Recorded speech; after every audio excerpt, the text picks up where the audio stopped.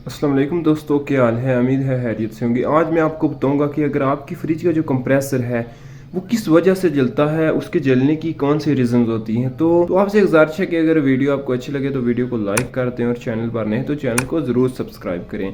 तो दोस्तों, आपका जो फ्रिज का कंप्रेसर होता है उसके जलने की सबसे पहली जो रीज़न होती है वो हाई वोल्टेज होते हैं। अगर आपने जो वोल्टेज रेगुलेटर फ्रिज के ऊपर लगाया हुआ है तो बाज़ का ये होता है कि उसके सर्किट में कोई मसला आ जाता है।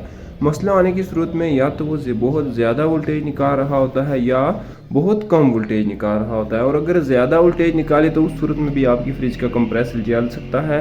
और अगर वो कम वोल्टेज निकाले तो आपकी फ्रिज का जो कंप्रेसर है वो प्रॉपरली ऑन नहीं होगा। और अगर वो प्रॉपरली ऑन नहीं होगा तो उस सूरत में वो उसके जलने के चांसेस हैं। तो सबसे पहली वजह ये हो गई। उसके बाद जो दूसरी रीज़न होती है वो ये कि आपकी जो फ्रिज होती है उसके नीचे वाले खाने में एक थर्मोस्टेट लगा हुआ होता है। उस पर तकरीबन 0 से 7 नंबर तक रीडिंग्स होती हैं। सर्दियों में ये होता है कि उसको मैक्सिमम 4 नंबर तक ही रखा जाता है और गर्मियों में तकरीबन 6-7 तक भी आप रख सकते हैं।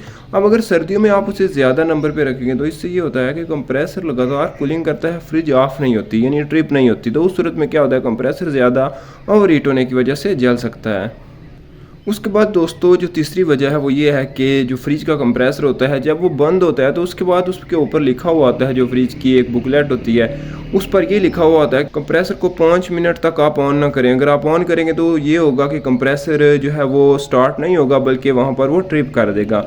और अगर उसका जो अंदर लगा हुआ होता है उसके अंदर एक ओवरलोड लगा हुआ होता है। अगर आप 5 मिनट के अंदर स्टार्ट करेंगे कंप्रेसर को और ओवरलोड उसका ख़राब है तो कंप्रेसर क्या होगा, वो जाम होकर उसके जलने के चांसेस होते हैं। तो इस सूरत में आपने ये करना है कि आपने अगर फ्रिज के ऊपर एक जो वोल्टेज रेगुलेटर लगाया हुआ है जिसे स्टेबलाइजर भी कहते हैं, अगर वो लगाया हुआ है तो उसके अंदर एक टाइमर लाजमी होना चाहिए। अगर आप उसके अंदर टाइमर लगाएंगे हैं तो उस सूरत में ये होगा कि जो टाइमर है वो तकरीबन उसको 3-4 मिनट तक रेस्ट देकर आके करंट प्रोवाइड करेगा। तो वो 3-4 मिनट के बाद ही फिर ऑन होगा तो उसके जलने के चांसेस कम हो जाते हैं। तो दोस्तों, आज की वीडियो यहीं तक थी। अगर वीडियो अच्छी लगी तो वीडियो को लाइक कर दें और चैनल पर नहीं तो चैनल को ज़रूर सब्सक्राइब करें। वीडियो देखने का बहुत शुक्रिया। अल्लाह हाफिज़।